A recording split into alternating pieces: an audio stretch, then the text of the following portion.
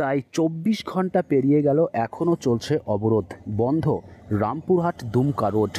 Police গতকাল থেকেই অবরোধ তোলার জন্য আদিবাসী সমাজে মানুষের সাথে দফায় দফায় বৈঠক করছে, কথা বলছে, কিন্তু মানতে নারাজ তারা বলছে রামপুরহাটে ক্লাস 7-এর নাবালিকা ছাত্রীকে খুন করা হয়েছে এবং খুন করেছে শিক্ষক।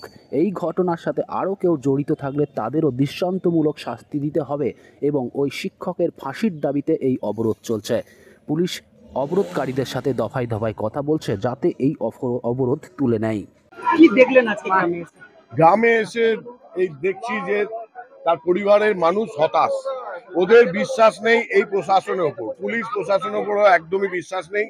কারণ যে ডেড বডি পাওয়া গেছে ওরা বলছে এই ডেড বডিটাই যে ওই মেয়েটির, এতে ওদের ঘোরতর সন্দেহ। দ্বিতীয়ত ওদের যে ডেড বডি দেয়া হয়েছে তার পূর্ণাঙ্গ নয়, একটা মাথা আর একটু পাঁজর দিয়েছে।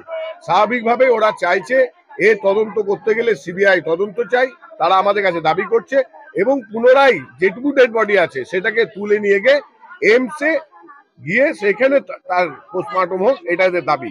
এবং আমরাও রাজনৈতিকভাবে আমরা ভারতীয় জনতা পার্টির পক্ষ থেকে ওনাদের কাছে এসছি।